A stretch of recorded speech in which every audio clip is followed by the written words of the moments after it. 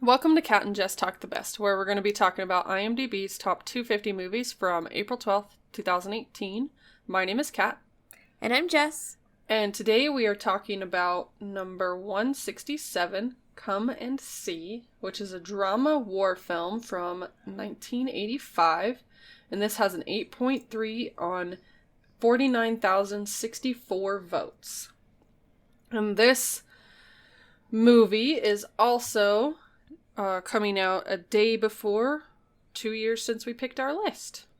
Or like froze our list, I guess.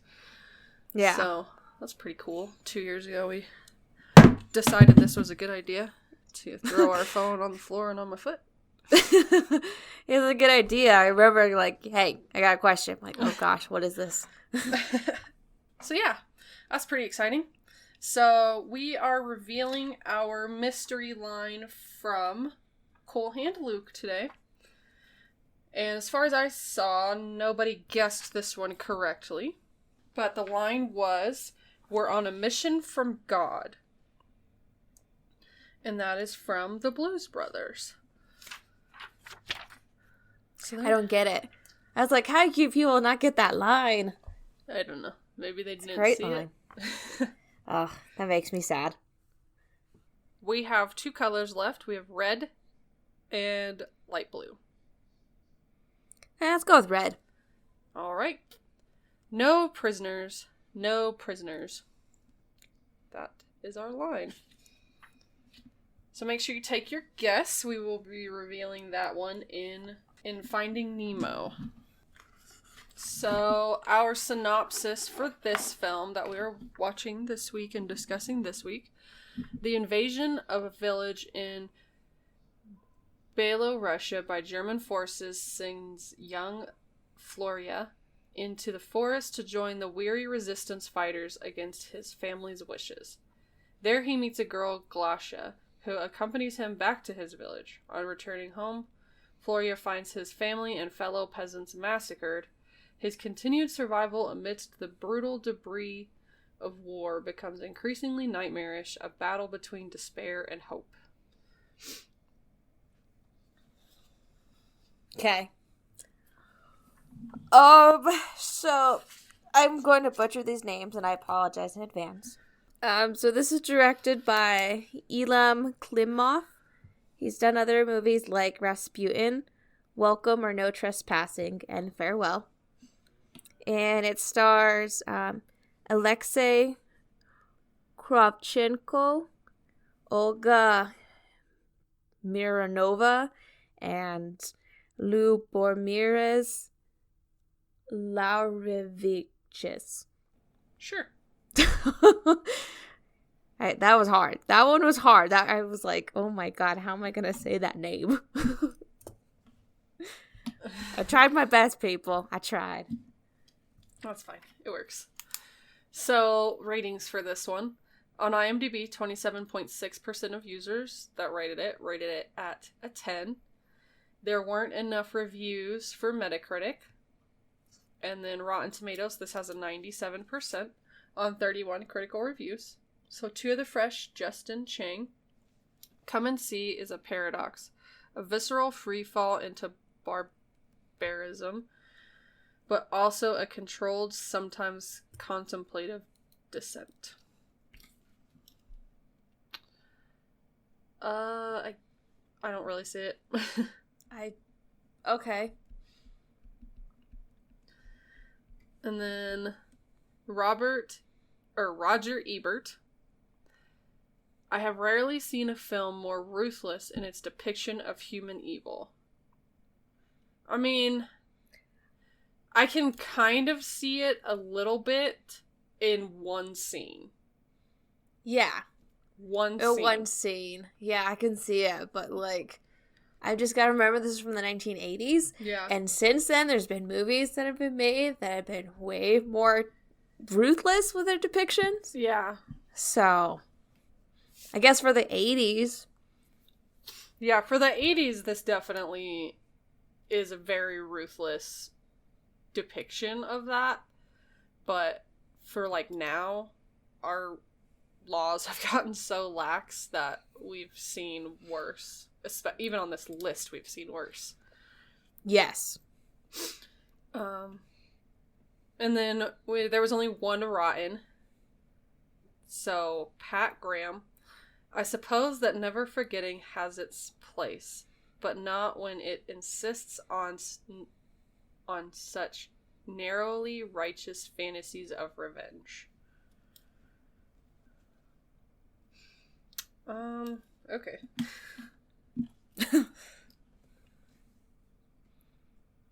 So, the consensus.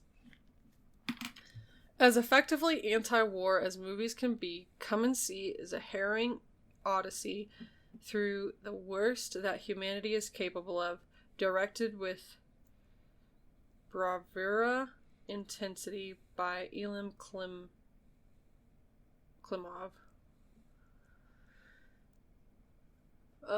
Sure. Whatever. So, the money for this. I couldn't find the budget, but its opening weekend was actually pretty recently here in America. Actually, this year, the beginning of the year, it had an opening weekend in theaters here, and it made $16,053. And then domestically, it made $71,909. Internationally, it made $96,908 for a worldwide total of $168,817. I'm just curious where it showed at in the U.S. Probably like New York and LA.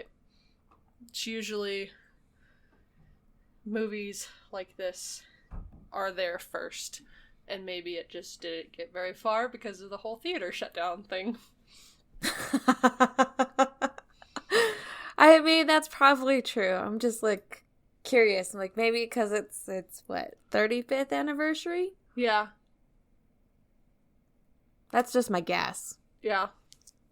They are doing all the anniversary things, so they probably released it here because of that. And then, like, kind of piggybacking on the back of, like, 1917 success, they're like, oh, maybe we can get this other war film, make some money off of it. Don't know. Maybe. Not entirely sure. So the awards for this one. This had 3 awards total. The Moscow International Film Festival. It won a Fipresci Prize. The director won that. And a Golden Prize, I guess. Director won both of those. Not entirely sure what they are for, but... And then Venice Film Festival in 2017, it won Venetia Classici Award for Best Restored Film. So I wonder if this was one of those that they digitally restored and they just did it so well that it got the award for it. So maybe. Don't know, but there's that. So, initial thoughts. I'll go. So I remember you telling me, you watched it before I did, that it was slow. And I was like, okay, so typical Russian movie so far. Yeah. Because the other 2 we've seen have been pretty slow, pacing-wise, and this one was even slower than the others were. There were no aliens in this one. There were no aliens. None. At all. This was a war movie, and I just kept checking the time. I was like, how much time do I have left? I have an hour still? Oh, good Lord. And I just kept having to check the time, and I was trying to keep myself focused, and it was a very hard time to do that. I will say that. I felt like there was a lot of overacting going on. Yeah. I even went and looked up the main character's age at the movie, and the actor's only 16 in this movie. So I'm like, he looks younger. So he's young. So that's probably why he's overacting so much. I was like, it doesn't seem... How do I display this? Kind of, it's like a bad reenactment. That's how I felt about it. Yeah, I can see that. Like a bad reenactment of what happened in World War II in Byelorussia. Yeah. That's how I felt. I was like, yeah, not a big fan of this movie at all. No. Yeah, I wasn't a huge fan. I will say there's only really one scene that I liked because I felt like it really depicted what I know of World War II. And, like, even seeing it now, it's just, like, movies that depict war is just...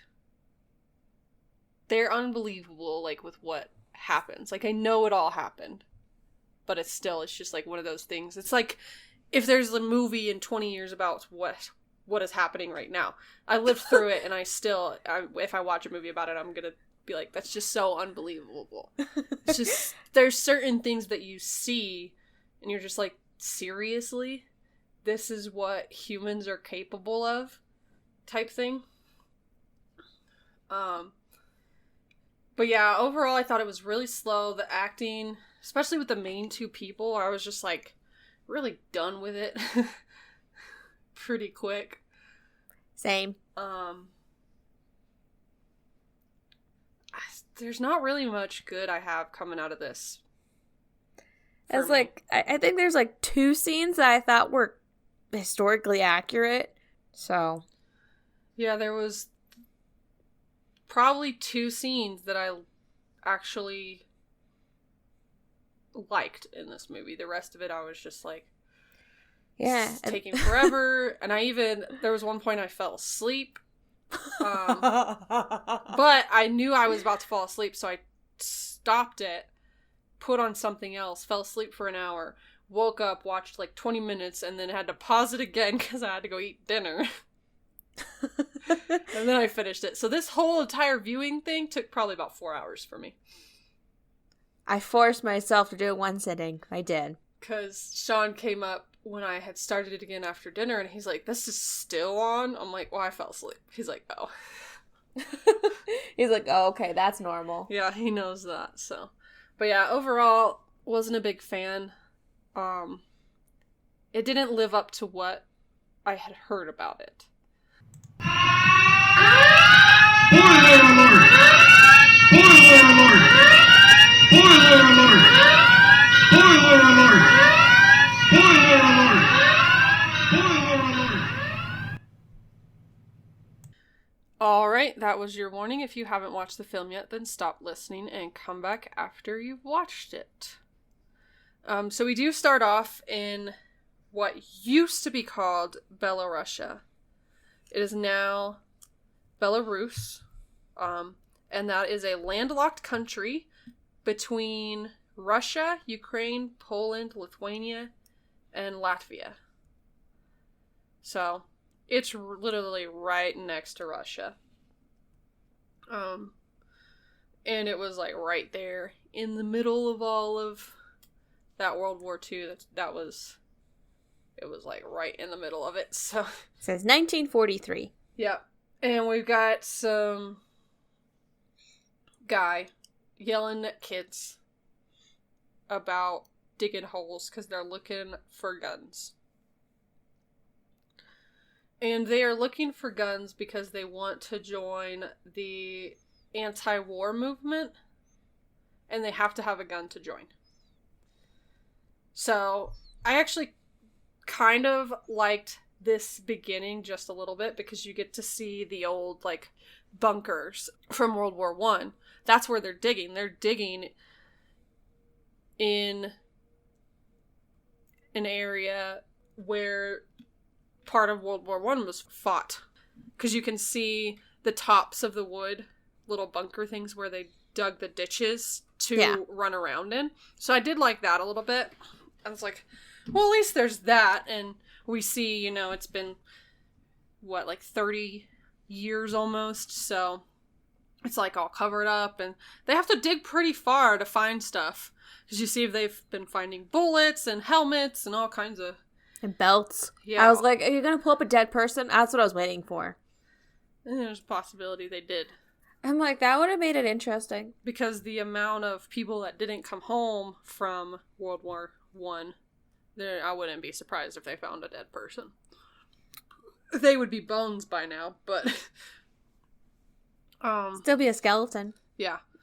But yeah, so eventually the older one, Florya, he finds a gun. Yes. And there's one point where, like, a plane flies over, and they kind of hide at first, but then when it flies back over, they're just, like, standing there in the middle of the sand, and just, like, don't even care that the plane is flying over. There's a lot of planes flying over in this movie. Yeah. I will say that. Well, I mean, it makes sense. It's the middle of the war. They're in the middle of the area where it's being fought, so... It's the same plane. Yeah, that's and true. like the same footage. It is. I was like, I know that plane pretty well. It's the same plane. There is one point where they use multiple planes, but for the most part, it is just the one same plane. It's the one plane. That's all they got budget for. Yeah. But so, Florya goes home and he tells his mom that he's leaving, and she's not very happy with him. Yeah, because it's her, there's no dad there, and she's got two little sisters. Because dad went off to fight in the war as well. And they didn't specify whether or not he was fighting for the Germans or against the Germans in, like, the anti-war movement. They just said that he was off and he was fighting. Yeah, and he's not there, so there's that. So puzzle. He's, like, Florya is the only one who's there to, like, support them. And, like, help them get through this and even protect them. Because, like, it's just mom and then the two little girls and him. That's it.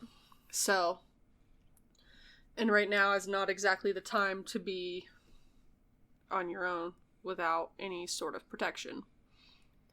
No. At all. So, there's a couple of soldiers that come, and one of them, he's sitting there trying to kind of make faces at the little girls and, like, have fun with them, but they aren't having it. One of them starts crying. Yeah, I'm like, you're trying too hard, dude. Just stop. Yeah, and then the other one, he's just sitting there talking to mom, being like, oh yeah, this, that, the other, this is what's gonna happen, we're gonna take care of your boy, blah, blah, blah, blah. Mom's still not happy. But they are kind of delaying leaving because they're waiting for a crowd outside. And I'm like, why the crowd? Why can't you just go already? Yeah, I don't understand either. They leave and they kind of make it like they're taking him, not like he's voluntarily going. Which I thought was interesting. It's a big show, pretty much. Yeah. But they put him in the little wagon with his stuff gets put in the wagon and everything. Mom and sisters are following behind and not very happy that he's leaving, but nothing they could do to stop it. And then the one little boy that he was digging with keeps trying to follow the cart, but one of the soldiers keeps telling him to go away. And then, so they're on their way, and they get to, God, what is his name? Cossacks? Something like that. Yeah. And we don't really see him right at the beginning. We just see a bunch of guys out there. They're all kind of doing their own thing. They're at the little camp. And one of them is, like, trying to take a picture at one point. Yeah, like a huge group picture. Yeah. And he's like, I only got one of these left, so we gotta make it count and everything. Yeah. So he, is, like, arranging everybody, and he sees, Florya in his, like, suit, and he's like, oh, you gotta be in the picture, so he puts him in the picture and everything. And then it gets kind of back to, I guess, business as usual once the picture's taken. They did write something on the cow that was in the picture, but I didn't catch what the whole thing said. It says, we'd rather eat you than, or something like that. Eat you than let them eat you, or something like that. Something weird. Yeah. It's in Russian, but the subtitles, that's what it said. Yeah, I didn't catch it, because it popped up, and I was writing something else down, and then it popped away before I could read the whole thing. And this was too long of a movie for me to start rewinding to catch things, so... So they get back to business as usual and everything, and we see Florya. It's like nighttime is what it seems like, and he's standing guard somewhere, is what you end up guessing. And Cossack, like, walks up, but he doesn't say anything, even though Florya is, like, asking for the password. But he walks up and he says, "Why didn't you shoot me?" He's like, "Well, because I recognized you." And he's like, "Well, I don't care. If I don't give you the password, then you shoot. Like, that's how this works. So you're going to get extra duty because you didn't follow the rules." And he just smiles. He's like, "Okay." He just, like, accepts sure. it. I'm like, oh my god. But so, you have the girl that follows right behind him. yeah. That's Glasha, right? The girl. I don't think she says her name here. She says it later on. But... She does say it. Yeah, it is Glasha, but Okay. she doesn't say it here. Yeah, but she is in the woods as well. And so, doesn't he ask her for the password, and she just kind of walks right on past him, doesn't even care? Yeah, she does. Yeah, he does. And she just does not give a shit. I'm like, okay then. Like, he's not a very good watch. And then No, the other he's guys... terrible. The other guys come up and like, "Okay, you're done with the duty. Next, it's our turn now. You can go to sleep or whatever." And then so, it's like the next day or something. And he is in the big cooking pot, scrubbing it. With what looked like pine leaves. Yeah, that's what it looked like to me too. Which I have no idea. I've never been to Russia, so I don't know if pine trees grow there. My guess is yes. Or I've never been to Belarus. But my guess is yes, because it's probably got about the same kind of climate as Colorado. So there's a possibility it was pine trees, pine needles that he was cleaning it with. But that's part of his punishment, was to clean that. I mean, as long as it works. Yeah. And so, he's, like, in the pot scrubbing and everything. Which is, I thought it was kind of funny. But it kind of lingered on that a little bit too long, in my opinion. Yeah, and he sees that, well, don't know her name yet, but Glasha's surrounded by all these soldiers and everything. They're giving her, like, flowers and, like, you know, trying to get her attention. Because, you know, pretty girl in the camp, why not? Yeah. She's, like, the only girl in the camp, really. But yeah, they're all, like, trying to get her attention, like you said. And, then we find out that they're, like, about ready to leave. Like, they're gonna go march on wherever they happen to be marching on. Yeah. And one guy, we see his shoes, and his shoes are pretty messed up. Because... I guess he's been out on patrol or whatever. And Cossack tells him to switch with the kid because the kid's not coming. And I guess he wasn't very thrilled with his no password and his scrubbing of the pot. So he's like, he's not coming. So he switches shoes with him, and then the company all leaves. Florya is not very happy that he has to stay. So he's bawling. He starts, like, walking away. Yeah, and crying. And he does run into Glasha, and this is where we get her name. We finally learn her name. Yeah, because she's crying in the woods. Because she was... They didn't explain it very well, but she was kind of Cossack's pet. Like, she was there for him, to please him. So basically, you know, his pet. And Gross. he didn't, that's how they explain it in the book. He didn't want to take her with them, so he left her. And so that's why she's crying. I was like, yeah, you don't get any of that. Yeah. That's all information from the book.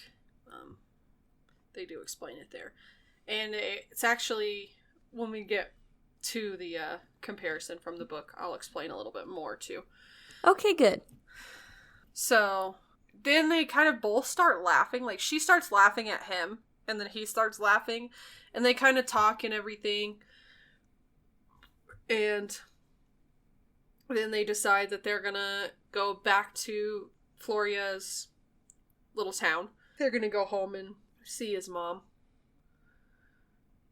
and sisters. So they head out. They're gonna go back. Yeah, and I was just like, just the laughing. I'm like, that's so fake. Just all of it. Like, the amount that they were crying, looking straight into the camera. That's what got me a lot during this, is how many times... Because, you know, when we have people talking to each other now on camera, it, like, kind of focuses on the side of their face. Yeah. But then even if it's, like, looking... like, the camera is directly aimed at their face, they're not looking directly at the camera. They're looking to the right or the left. Yes. So yeah, I just... straight on. This straight on thing, it's just like, I'm so used to that being a breaking the third wall, the fourth wall, whatever. I'm so used to that being that type of move in movies now that, you know, like in Deadpool. But this, it's just like, nope, they're just looking at the camera because that's what they're doing. Like, it has nothing to do with talking to us. So, but yeah, they head back and... There were some bombs going off, too, as they're heading back. They're, like, leaving the camp, and my guess is that the Germans found the camp and bombed it, and that's why the rest of the company, like, had moved on. And I love how it says, like, you even see it, too. Like, oh, you had to trade, like, your good shoes for, like, these crappy shoes with this older guy. But in this, you see that he still has good shoes. Yeah. And I'm like, you didn't change shoes at all, did you? Yeah. Don't lie to me. Yeah. They, like, did that and then gave the actor normal shoes again. I'm like, what? That makes no sense. Yeah. It's a continuity, people. So, the bombs and stuff are all going off as they're heading out, and I did kind of... appreciate how they signified Florya going deaf because of these bombs. It's like shell shock. Yeah. They did the big high-pitched noise and the kind of muffled sounds, like Glasha's trying to talk to him and it's all muffled, kind of like, you know, when you have something stuck in your ear and it's super muffled, or you have like an ear infection and it's super muffled, you can't hear anything. That's what it sounded like to me. So I did appreciate that. I thought they did that decently. But so they're going on and stuff, and it takes a day or two, is my guess. But it does start raining one of the days, so Florya's like making up this little campground, and he is got some sticks and some leaves and stuff to make a little thing for them to sleep in. And there is some bird following them. Yeah, that's a weird-ass bird. I didn't understand why the bird was following them. I don't understand either. Yeah, he was following them. So, we see the little tent thing, and then that's like the end of that scene. It's the end of that night as they do the little tent thing, and then they wake up and they're on their way again. I believe. There's like some random dancing going on. Yeah. That's kind of where I fell asleep when they started doing the dancing, and then like I was falling asleep, so I turned it off and started watching something else so that I could actually like sleep and not miss anything. So I didn't really understand the dancing. I don't know if maybe it's just one of those things. It's wartime when you're trying to get the stress out, and so they're dancing. I don't really know. I guess. But yeah, so they head on, and it's like, I'm guessing the next day, maybe 2 days after they have left the camp and the bombs have went off, that they make it back to Florya's little town. Yeah. And so they get back, and there's like nobody around, and so he goes into his house, and he's calling for his mom and his sisters, and he goes in there, and nobody's in there. There's a bunch of flies, though. Yeah. I'm like, that should have been a clue. Should have been, but he didn't think about it. He was just... He's not the brightest bulb in the bunch. Yeah. So, he's like, oh, I know where they went. They went to the forest, because he's thinking, you know, they made a run for it. And so, he tells Glasha, you know, let's go, we're gonna go. And so they're leaving, and he doesn't turn around, but she does, and they get past this like little barn or something, and there's just a pile of bodies up against this barn wall. Bunch of people dead. Yeah. And it doesn't say it, but most likely his family is in there. Most likely. Because that whole entire town is dead. I was like, I just figured they're dead. I mean, there's flies everywhere. It's empty. There's no one around. Wartime. Yeah. It's just a good guess. Yeah. But so he still thinks they're alive, so they're going off to the forest and stuff, running that direction. And she keeps trying to yell at them, you know, they're dead. And, like, we're not going to find them, they're dead. And he is not having any of that. Yeah. And so they end up in, like, this little bog area. And he's, like, trying to pull her through it and stuff, and she's not really having it either. She doesn't want to go through there. So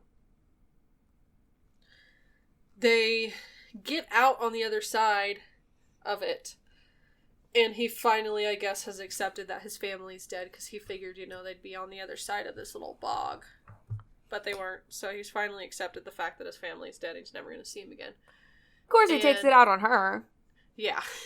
So he's like pushing her into this, not into the muddy part of the bog, but like the more watery part. He's like choking her and everything. I'm like, that's a great way to react. Yeah. Well, I mean, that was the last movie. The guy just choked everybody, so. That's very true. It must be the natural reaction. Choke somebody. Okay. I guess so. But so, as he's like trying to pull her out of the water, because he like pushes her in the water and then he's trying to pull her out of the water, someone walks up behind him. And he backs up, Florya backs up, and the guy who had walked up is pulling Glasha out of the water. And Florya thinks that he's about to kill her, so he's got his gun and he's like ready to shoot him, but then he doesn't. And so Glasha's like, he's gone crazy, his family's died, he's trying to kill me, he's insane, blah blah blah blah. Like, she keeps saying the same thing over and over. And then the guy invites them to come with him because he's got some other refugees, I guess. Yeah. So they walk with him, and this part I was just like, so they're walking through this little, it's not even a forest, it's just like sparse trees.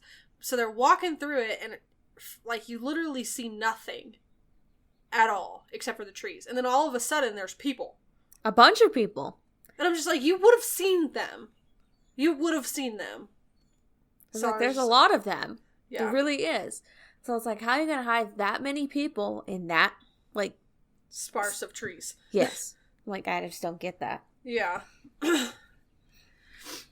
So, they're all, like, talking and stuff, and he kind of is invited in, I guess. Yeah, because they know him. Because they're like, yeah, your mom and sisters are dead. Yeah. And, you know, that old guy that was yelling at you before, you know, he's got burned up because he got gasoline poured all over him. Yeah.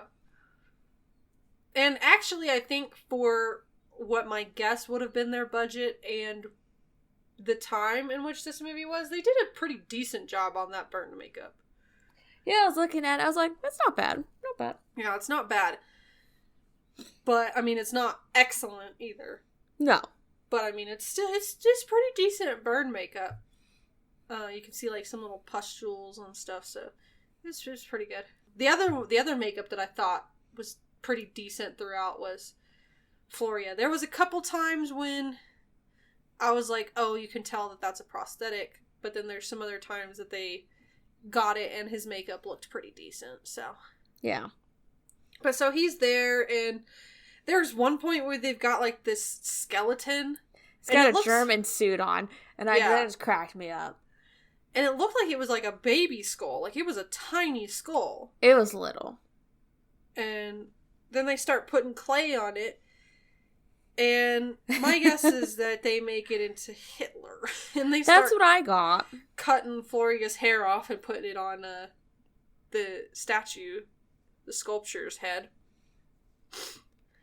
And then so a couple of guys and Florya like head out and they're dragging this little statue with them. And at one point they like go through a big open field, which big open fields in wars are not good areas to be.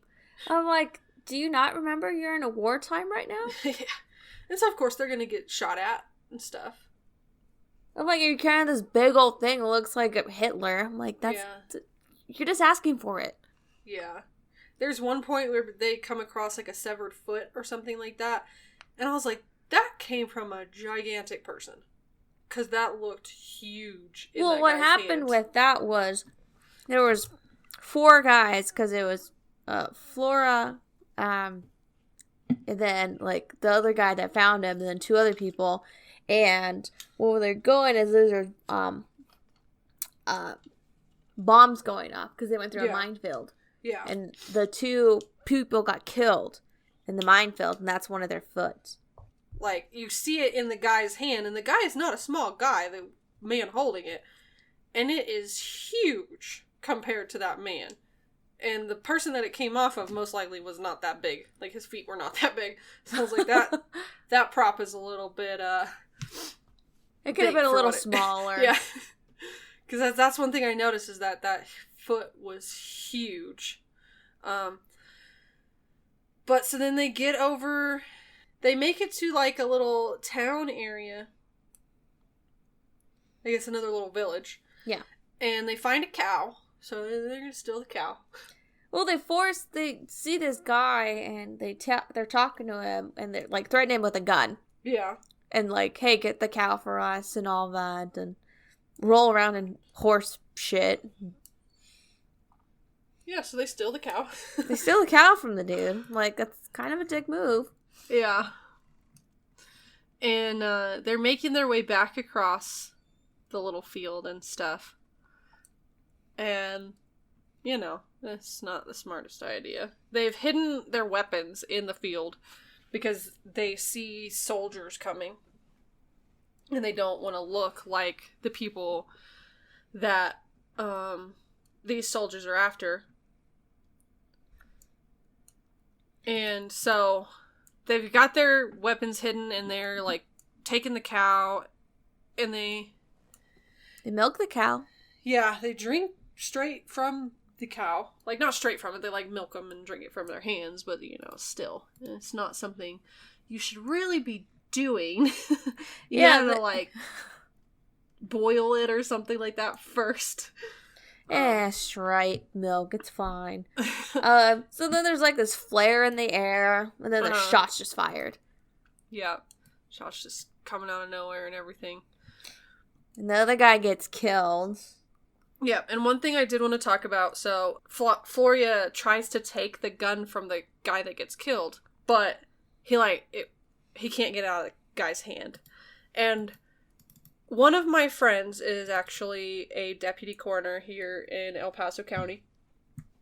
So I asked her, I was like, how fast does, like, rigor mortis set in? She's like, well, the fastest I've seen it, depending on, like, size and temperature, like, size of the person and temperature of, like, the area, is 2 hours. I'm like, so out in, like, Russia, a big burly guy, it won't set in like 5 minutes. She's like, oh, there's no way. No, I didn't think, well, I was like, that's way too, I was like, first of all, I know about rigor mortis too and all that because of forensics class. And I'm like, that is too quick for that. Yeah, well, I knew from watching so many shows and stuff, but I was just like, I just wanted to check. I was like, I don't know, maybe special circumstances, like maybe this, that, the other. So I asked someone that deals with it on a daily basis, and she's like, no, there's no way unless it was like below freezing and he just like froze, like the body just froze that fast. And I'm like, no, it didn't, like, in that type of area, the only way, because it seems like based on, because I did look at a map, based on where this is, it seems kind of almost Wyoming, Colorado type climate. So there's no way, unless it was like blizzard weather, that body would freeze that fast. Yeah, it doesn't set in. And even after, like, oh, okay, I'll admit this. After a person dies and everything, you know, like, things kind of just, like, loosen up a little bit. They do. And it's easier to take things out of. So I know from experience. Grandmother. So, I know about that. I'm like, yeah, that's way too quick and that would not happen. Yeah, no, he should have been able to get that gun from that hand. But he's like trying to pull it and he can't get it, and so he's trying to take the cow. The cow's trying to like walk. Yeah, he grabs the string of like from the cow. The cow's trying to walk away, and then there's more shots fired. Yeah. And the cow gets hit. Yep. And we did know that animals were going to die in this. Yeah. I was like, okay. The cow got shot. Yeah, I mean, for some cultures, cows dying like this, it's not a good thing for them to see, but I mean, we eat cows all the time. I was like, this is actually like a nicer way? Yeah, I was like, it is kind of slow for the cow to die in this way. Like, it's slower than they would normally die, but it's not as brutal as I thought it was going to be. Yeah, I mean, the close-up on the eye twitching was a little... weird, but yeah. So he lays down behind the cow and falls asleep. Yeah, like wakes up the next morning, it's like foggy and everything, the cow's dead. And he tries moving the cow, he's like, yeah, that's not gonna work, dead cow. He like cuts into the cow and then leaves it. Yeah. I'm like, why'd you cut into the cow? Yeah, I really don't know. I was like, maybe is that he was mad? gonna take meat, and then he decided not to. Like, you... Yeah, I don't know. I was like, that makes no sense. If you're gonna cut from meat, that's not a good spot to cut out. Yeah, I really have no idea why he just cut into the cow. I'm like, you make no sense, dude. Come on. Yeah. But so he leaves. We see a bunch of German soldiers coming into a town. Not specifically the village that he was in, because there was really nobody there. But another one that he has now ventured off towards. And this is the part where I was like, this is believable. This is what I know World War II to be. Is these Germans coming into this town, making everybody get out of their homes. We see one point, Florya is like in this little house, and there's tons of people in there, and the soldiers are talking to this one guy, and he's like, oh yeah, this is my family, this is my family, this is this guy in my family, blah blah blah blah, and like going through giving all their names, like how he's related, and then some more people walk in and like he's, oh, these are my neighbors, and in there we do see Florya, and he's in there, and but they're like, all right, everybody out, and they take the entire village out of their homes, and they're kind of all talking to them, lining them up, trying to get them to go all a certain direction and everything. And there's a guy out there that's got a table set up, and he's talking to some of them like they're all trying to crowd around this table, but Florya's over there yelling at them, you guys are all gonna get killed, where are you going, do you understand what's happening? And I'm like, no, they don't understand. No. You mean they're from a small village? Yeah. I don't think news gets there very much. No, probably. And probably at the moment, not during war, not very fast either. Exactly. So, there's one point where they just decide to line everybody up and push them into this barn. And that's what they do. And like, they're all stuffed in there, and, like, someone says, everyone can come out, just leave the children. I'm like, well, that's a dick move. Yeah. So a few people start coming out. I think it ends up being, like, 5 people. Florya's one of them that comes out. But then they stop them. They're like, okay, no more. We're done. Everybody stay in there. And then they've got Florya out there sitting with a few other guys, and then there's this one girl who they ended up dragging halfway across the road. I was like, yeah, by her hair. And then they go over to the little barn and start throwing grenades in. Yes. And then after that, they decide to start throwing Molotov cocktails at the barn and setting the whole barn on fire. Yes. With the people inside. And then they start shooting their guns at the barn. And I'm like, this is what I know. See, that was pretty realistic. Like. Everything that I have seen, like, I've been to the Holocaust Museum in California. This is what I know it to be like. And still, I'm like, I know it happened. Like, there's museums, there's videos, there's all kinds of stuff, but it's still just one of those things. It's just so unbelievable in that people can do this to other people. Like, there's one of my favorite lines, but it's coming up. We'll talk about that. Yeah. That involves that. Yeah. So they just kind of are enjoying it. Like, the German soldiers are enjoying watching this building with people burn. And they take a picture, too. Like, they have Florya with some German soldiers, and they have one of them has a gun pointed at his head. They take a picture of it. I'm like, really? Yep.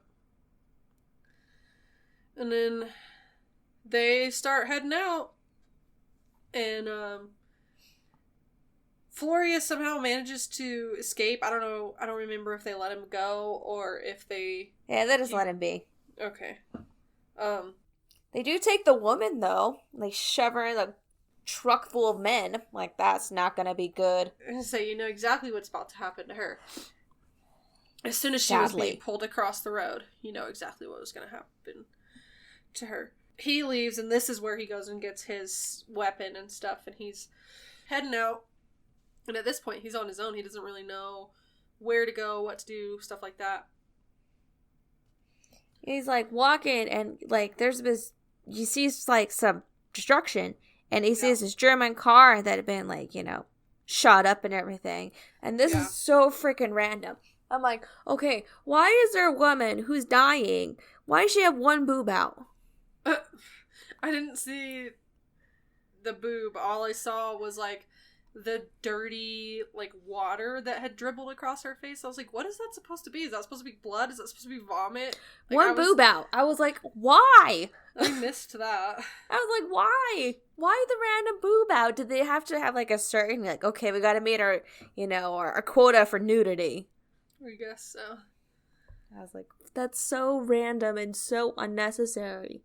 So yeah, Florya keeps going, and eventually he comes across some of his men from Cossacks, like, battalion or whatever, and they are under this, like, bridge in this river, and they're torturing some German soldiers. They're, like, getting ready to set them on fire. They're pouring gasoline on them, saying that massacring all these people, like, you did this. And there's even some of the people there that are, like, with that German soldier that's, like, admitting that he did all of this. And they're like, well, I didn't do it. They made me do it. And, like, that still means you did it. Like, just because they made you do it doesn't mean you didn't do it. It just means you were forced to do it. You're stealing part of my line. Yeah, like, you still did it. But yeah, so they, the German soldier ends up, like I said, he admits everything that he did and all that, and then he, gets killed along with all the other ones that were there participating in the massacre, and Cossacks men, they head on out, and they tell Florya, you know, you're coming with us. Well, did you see the video of the dead bodies? Yeah, that's what I was just about to get to. I was like, because that's before that. Well, it's kind of like all in there. At least in mine, it was like all in there together. Like, so Florya goes, like, over to riverside, and he sees a picture of Hitler, like a painted picture of Hitler, and he like shoots it, and then in there is when it like does the black and white bodies. So the one I was watching is when they're shooting at the German soldiers is when they're showing the bodies. Oh no, mine did not do that. Mine only did the bodies in when he was shooting at the picture of Hitler. Oh, well, that's just mine. So I'll tell mine really quick. So, yeah, when they're shooting, there's the pictures of, like, these dead bodies and everything. And it looks like from a concentration camp and everything. And you see a little bit of a person who just got out of a concentration camp, and they are skin and bones. And it just looks awful. And then it goes to that. Mine... That video, like the one that you're talking about, the skin and bones guy, that was all when he was shooting at the Hitler picture. Yeah, that wasn't in mine. Huh. The one with the Hitler one, it showed the war footage backwards. Mine did that, but like first it showed the bodies and then the skin and bone guy that just came out of the camp. It like did it back to back. It didn't do it when they were shooting the guys. It did it when all of like the whole black and white thing, all the dead bodies, the concentration camp, the reverse Hitler videos, all of that was when Florya was shooting at the picture of Hitler. Huh, that's weird. Yeah. But so he gets done shooting and he heads off with his company. He's now, I guess, a part of Cossacks. Did you catch a song that there was happening as that was going on? No. It's Mozart. I couldn't really hear any of the music throughout almost this entire movie. It was Mozart. It's from his Requiem, actually. It's called Lacrimosa. No. It's probably the one of the most famous pieces from his Requiem. There was probably 2 times in this when I actually heard music. And I was like, really? You're going to use Mozart right here? I mean, Mozart was Austrian, technically, but... But yeah, so that's pretty much the end of the movie. It does say that there was over, like, 628 villages burned. Mine didn't say that. Mine did. It said there's over 626 villages burned in Byelorussia during World War II. Interesting. Yeah, I said that. So yeah, that's the end of the movie. The music for this was by Oleg Mironova. He's known for The Hat from 1982, Fact Biography from 1975, and Decane Grozy from 1983. The first thing he ever worked on was Shochienyi, a short film from 1971. And like I said, there was like hardly any music in mine. And the couple times that I could hear them, it was super quiet. I could rarely ever hear the music in this movie. There was some, but then of course there was Wagner in there. There was Mozart in there. They used Wagner, the Ride of the Valkyries. Okay. He used that, then they used Mozart at the end. So. Yeah, mine, there was a couple of times when you could hear it, but it was very, very quiet.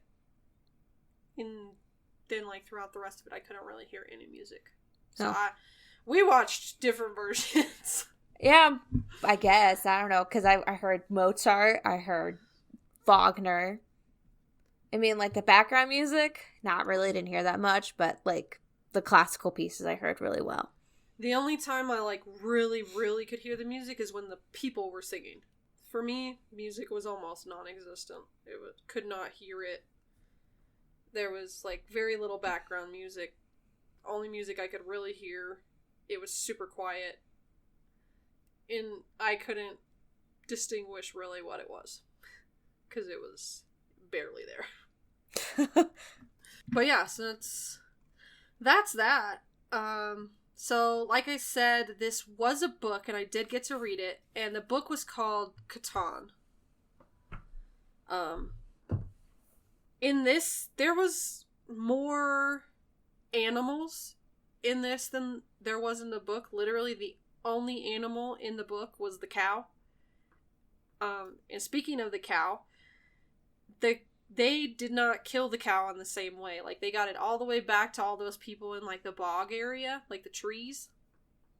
And then they butchered it for meat. Oh, well, that's way better. Milked it. Yeah.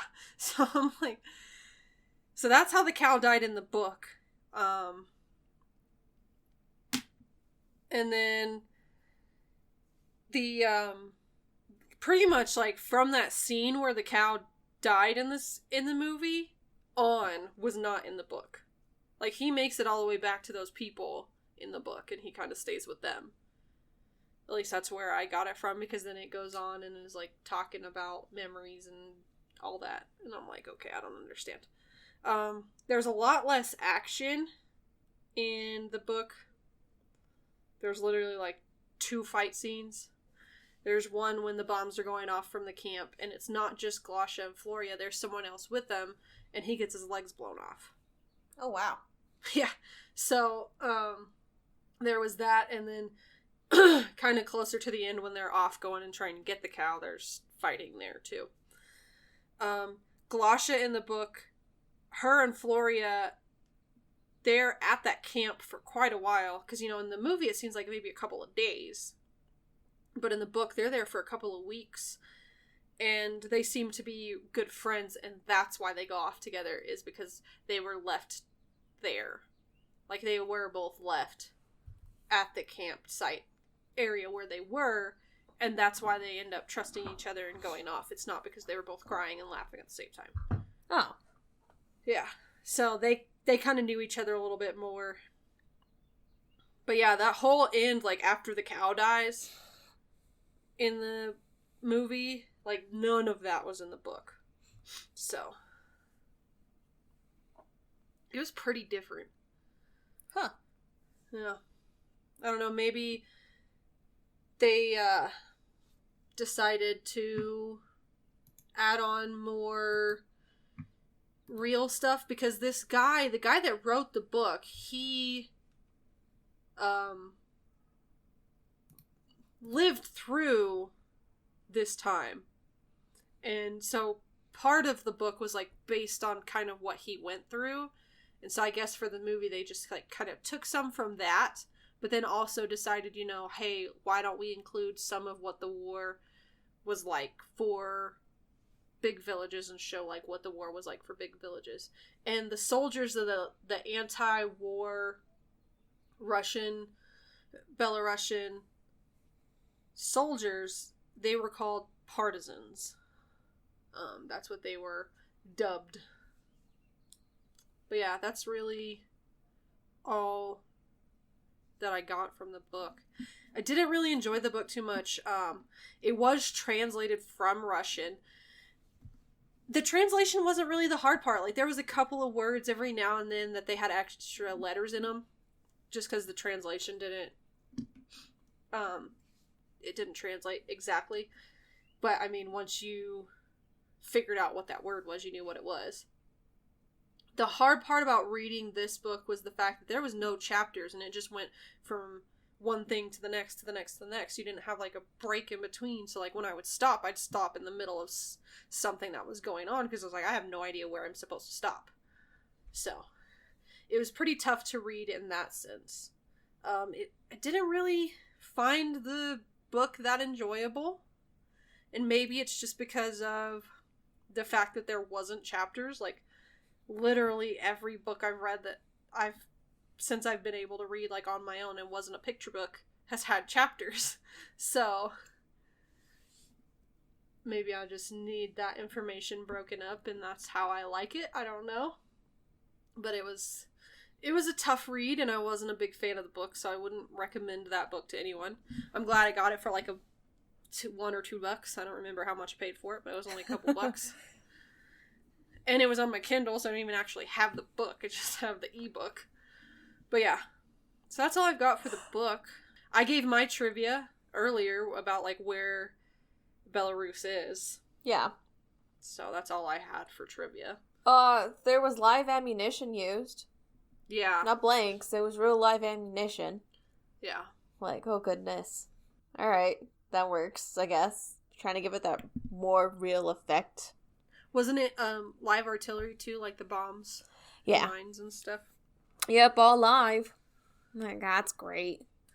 A lot of the uniforms are originals from World War II, which I thought was interesting. Cool. Yeah. Like, alright. What else? I think. What else? So I noticed this a few times, but sometimes, like, it was in one scene I noticed that the camera kind of shook a little bit.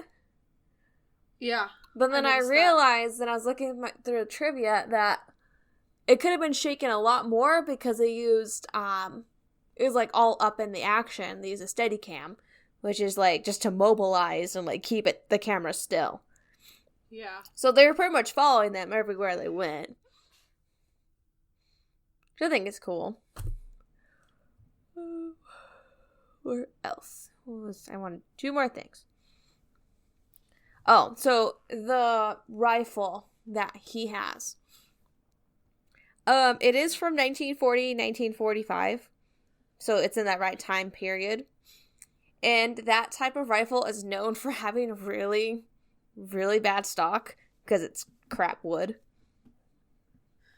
Or technically it's in the wrong time period because if he dug it up from the World War II bunkers, or not World War II, the World War I bunkers, then it should have been like a 1910, 1920s rifle, not a 1940s rifle. Well, he could have been digging, they might have used it in early World War II things. It's possible to make that sense. I'm just trying to logic it out. And the last one is that this was filmed in chronological order. So, okay. From the beginning of the movie all the way through the end. That's how it was filmed. Because a lot of movies don't do that. Yeah. A lot of them, they start wherever they want. Wherever they feel like, or whatever the hardest scene is, or whatever the most, like, the biggest scene is. Yeah. Just depends. That way they have time to work it and edit it and do what they need, and then that way if there's, like, reshoots that they need to do for it, they can get that done and they know what they need to do. Yeah. Well, that's all I got. Okay. Other than, they actually did kill that cow. Yes. That was a real death. And then the little baby birds, the eggs that he stomped on, that was real as well. All the animals that died in this really did die. I was like, I felt the birds were unnecessary to die. Yeah. There's no need for that. That was just being rude. Yeah. But yeah, other than that, I don't have anything else for trivia. So we'll go on to where it has been on the list before and where it's at right now. So 2010, 2012, and 2014, it was not on the list. 2016, it was number 180. 2018, it was number 168. And as of today, when we are recording, it is number 132. I don't get that. So it is jumping up quite a bit. Maybe because of its release this year. Yeah, I think maybe there's quite a few people that have been starting seeing it this year, and that's why it went up to 132, but I don't think it should be that high, in my personal opinion, but that's also partially because of the amount of war movies that I've seen. Yeah, same. Doesn't stack up to those. Yeah, I don't know if it should be on the list even then, but that's me. Yeah. So previously, number 167, the 2010 list, The Bourne Ultimatum from 2007. The 2012 list, Dial M for Murder from 1954. The 2014 list, Finding Nemo from 2003. The 2016 list, Cholet from 1975. The 2018 list, Finding Nemo from 2003. And as of today, when we are recording, The Bridge on the River Kwai from 1957. So, quite a few, actually I think all of those we have had or are we going to have. I don't know about Cholet. Yeah, I don't know about that one. Our list. But the rest of them. Yeah, the rest of them, yeah. So podcast trivia. This is the first time we've had this director, and I don't think we'll have him again. Same with the actors. This is the first time we've had any of the actors from this film. And the composer as well. This is the first movie that we've had from 1985. In 1984, we had 3 movies. 1986, we had 2 movies. But this is the only one from 1985. This is our 3rd Russian film. Stalker, Andrei Rublev were our other 2. So, we weren't the biggest fans of those. it's like 0 for 3 right now. Yeah. I mean, the only thing I really liked about Stalker was the fact that I thought it was about aliens the whole time. I know, that's what kept you entertained.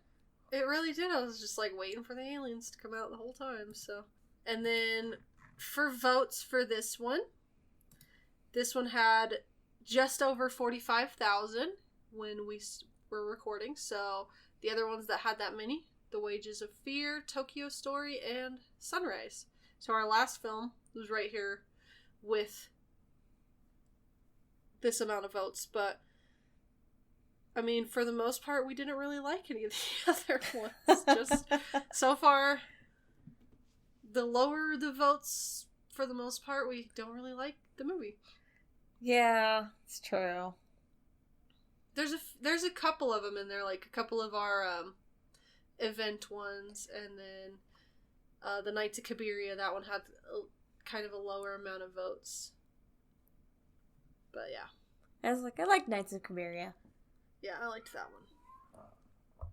But yeah, so that's all for podcast trivia. So favorite line. I have 4. Okay, go ahead. We won't have any cowards here. Didn't I tell you not to dig? There's enough crying in the world, and they made us do everything. Okay. Those are my 4.